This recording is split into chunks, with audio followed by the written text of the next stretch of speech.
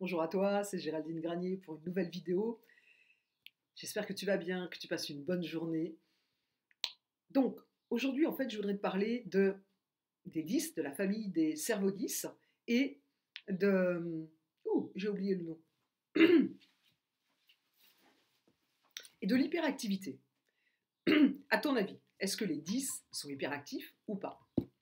Alors, si tu rejoins cette série de vidéos, je me présente, je suis donc Géraldine Granier, je suis coach et conférencière professionnelle sur le thème votre différence est votre force, votre plus grande force. Et j'accompagne, il y a du soleil, j'accompagne les entrepreneurs, les cadres dirigeants, les artistes, les comédiens qui sont dyslexiques au potentiel, hyperactifs, hypersensibles. Donc, est-ce qu'à ton avis, les personnes qui ont un cerveau 10 sont plutôt hyperactives?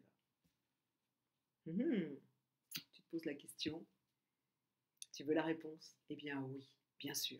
Pourquoi? Parce qu'en fait, il y a une activité créative qui est débordante. Ce sont ces enfants, en fait, qui n'arrivent pas à aller se coucher et qui sont toujours en train de vouloir faire un dernier truc, de vouloir ranger ceci.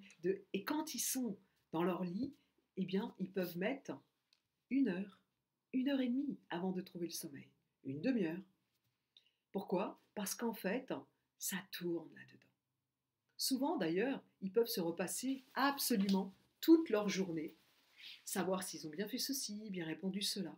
Donc si tu as vécu ça en tant qu'enfant, eh bien, il y a de grandes chances que tu fasses partie des cerveaux 10, de la grande famille des 10.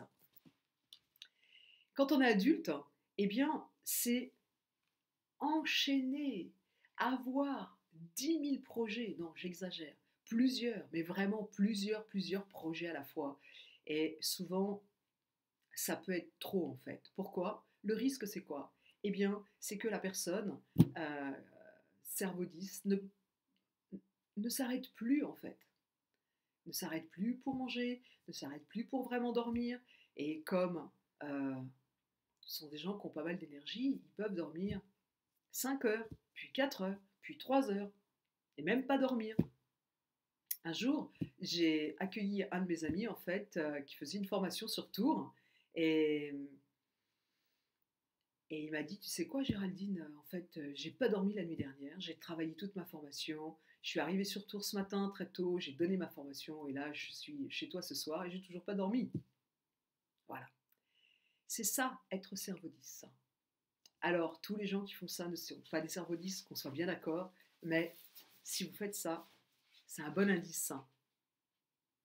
Donc, c'est important de se reposer, c'est important de faire des breaks, parce qu'à un moment donné, sans qu'on le sache, qu'on le... Ah, j'ai perdu le mot, ça arrive, sans qu'on le sente arriver, eh bien, crac. Ça s'arrête tout seul, c'est le malaise, c'est la descente. Donc, c'est vraiment important. Si tu vois que tu as des collaborateurs qui travaillent sur les projets, qui aident les projets des autres, etc., tu dois le sentir. C'est important de pouvoir leur dire de s'arrêter. Peut-être qu'ils puissent regarder cette vidéo.